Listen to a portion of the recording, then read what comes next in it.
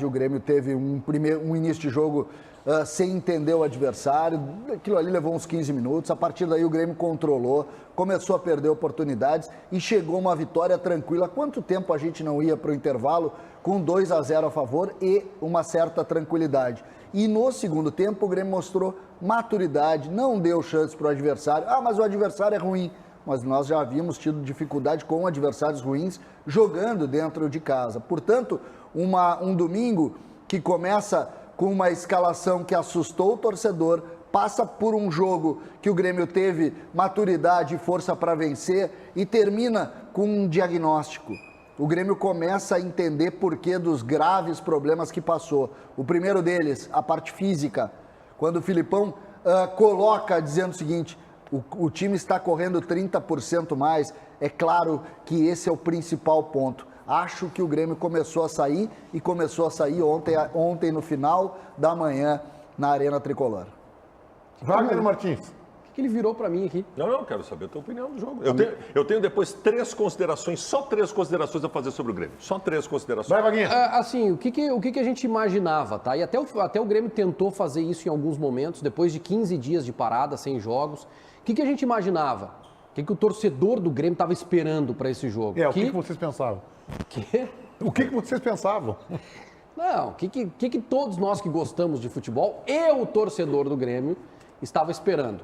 Um Grêmio diferente, um Grêmio com o Campaz melhor, né? Com o Campaz, depois de 2 semanas trabalhando fisicamente, que ele estivesse ali, o camisa 10, o centralizador, o articulador.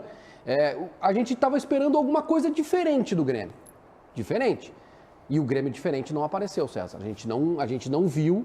O que a gente viu foi o pragmatismo dos times de Luiz Felipe Scolari. Eu discordo. O Grêmio foi completamente diferente. Tu te deu conta que tu não viu o goleiro do Grêmio jogar? O goleiro do Grêmio era o melhor em campo em todos os jogos do Grêmio. Defensivamente, o Grêmio foi bem. Aliás, o Grêmio, defensivamente, no primeiro tempo contra o Flamengo, foi bem.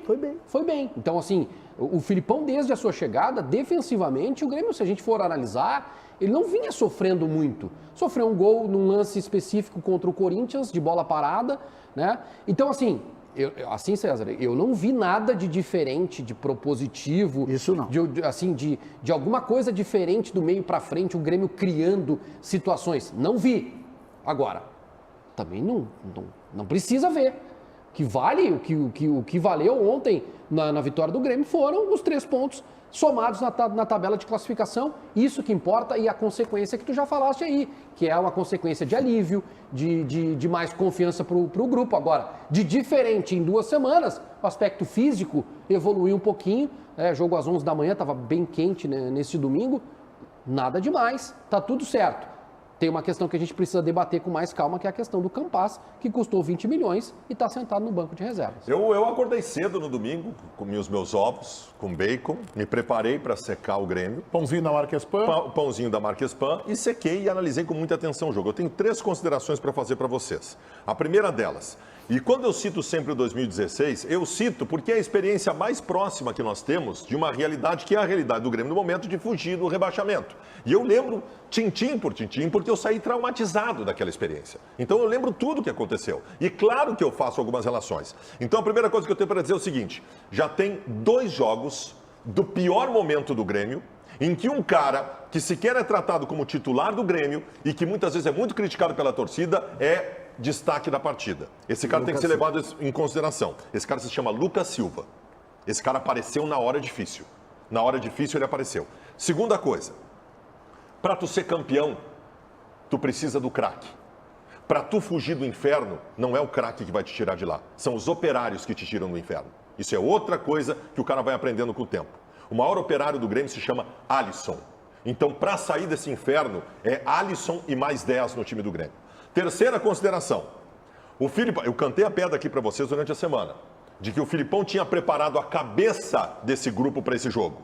E o Borja e o outro, o Vijaçante, não estavam aqui para ser preparados para esse jogo, e não importa que eles sejam titulares, eu tinha a impressão que eles não jogariam a partida. E deu certo. Agora eu pergunto para vocês, e se não dá? Imagina o que estaria acontecendo hoje no Rio Grande do Sul se o Grêmio não tivesse ganho o jogo com esses caras fora. Então eu quero, nessa minha consideração, dizer o seguinte: Filipão foi corajoso, bateu no peito, tomou uma decisão difícil de tomar e ele estava certo. Só que o Impressionante, cara, como ele fala bem de Grêmio. Mas eu acho que ele fala bem do Inter também, eu gosto muito do Baldasso, mas a questão do jogo é que ontem eu pensei muito assim, se não tivesse dado certo, só que o Grêmio não teve risco nenhum, né? Não. O Grêmio tem 10 minutos ali no início que a gente viu que o Grêmio demorou para encaixar, os jogadores estavam um pouco nervosos. A partir do momento que o time encaixou, só um time podia ganhar.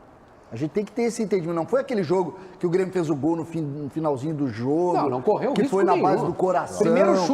Primeira bola em gol foi aos 46 do segundo tempo. Do segundo tempo. Então, o jogo do Grêmio foi muito bem construído pelo Luiz Felipe Scolari. O que chama atenção, e aí eu acho que vocês podem, e a ponderação importante, eu gostei demais dessa avaliação.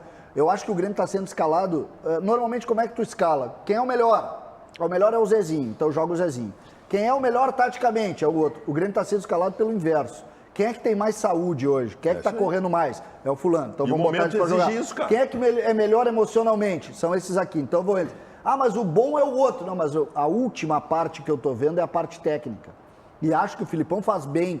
E essa tua avaliação não é à toa o crescimento do Lucas Silva, que é mais experiente. Não é à toa o crescimento do Alisson, que é mais experiente. São bons, são craques? Não são. E nós nem estamos pedindo que sejam craques. Claro. Agora, eles estão dedicados ao jogo. Ontem o Alisson foi fundamental para o Grêmio. Gostem ou não, o Alisson foi. O Filipão é um grande injustiçado. O Filipão colocou o Alisson ontem como armador. E aí tem um detalhe importante, tá? Eu acho que o Filipão tem sido muito assertivo em algumas escolhas e no conceito que ele está remontando o Grêmio. Por exemplo, precisou chegar o Filipão, e aí fazendo a comparação que o Baldasso faz seguido com 2016 no Internacional, o ano do rebaixamento, se o Inter tivesse tido um técnico tão assertivo quanto o Filipão, talvez não caísse. E o Grêmio não vai cair, na minha opinião, quem assina isso, eu sei que a direção tem envolvimento, o grupo de jogadores, a vice-presidente de futebol, mas quem assina esta recuperação do Grêmio, na minha visão, é o Luiz Felipe Scolari. Ele solucionou definitivamente o problema da lateral esquerda. Ele colocou o Rafinha. A gente falava aqui, né? Por que não testar o Rafinha? Bom, ele foi lá e colocou o Rafinha e solucionou o problema. Ele apostou nos meninos. Quem poderia imaginar, por exemplo, Kahneman no banco? E o Rodrigo jogando. E o Rodrigo jogando na dele pela esquerda. Bem, né? Entendeu? Então, assim, em outros momentos que ele tinha Jeromel, Juan e Rodrigues mantidos, Wanderson mantido, um esquema fechadinho no meio campo. E eu que não gosto do Alisson centralizado, vi como o Filipão, o Alisson centralizado, jogando bem. Porque com o Renato, a gente lembrava na jornada da Rádio Bandeirantes ontem, em alguns momentos, especialmente na decisão da Copa do Brasil contra o Palmeiras, o Alisson fracassou. Mas um time organizado, pragmático.